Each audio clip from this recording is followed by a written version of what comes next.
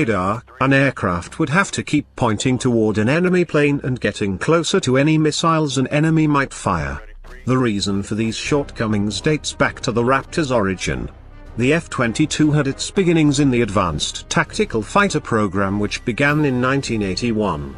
The U.S. Air Force awarded General Dynamics and McDonnell Douglas contracts for initial design work for an air-to-ground fighter that could fly at Mach 2.5 at high to medium altitudes, and carry standoff weapons to destroy tanks and other ground targets.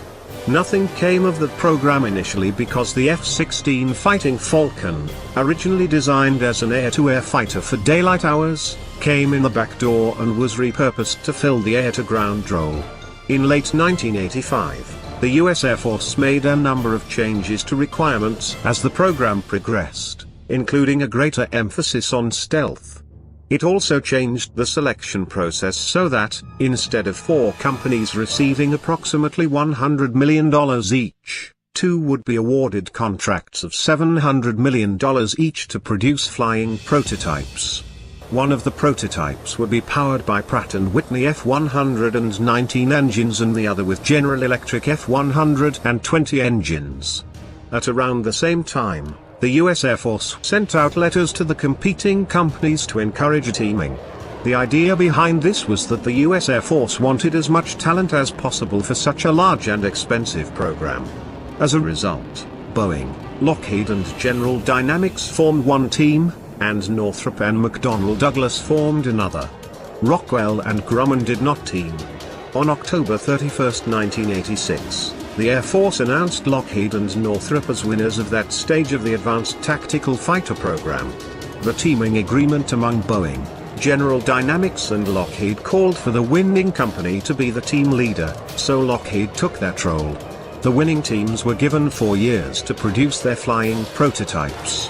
Lockheed's design at this stage had a large rotary weapon bay which pushed the engines and inlets outward, in turn producing an excessive amount of wave drag.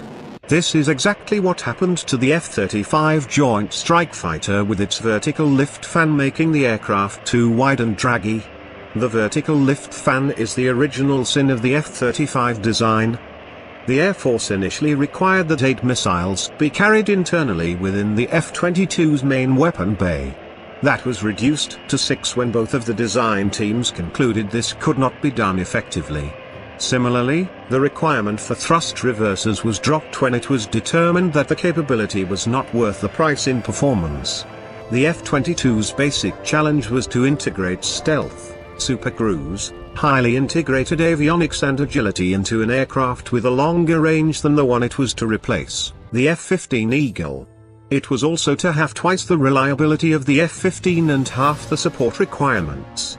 Although in practice, the F-22's mission availability has risen over the last few years to being close to that of the F-15, but its support requirement is over 50% higher. Both the Lockheed and Northrop designs had diamond-shaped wings with a long root core joining the wing to the fuselage, providing a more distributed load path and more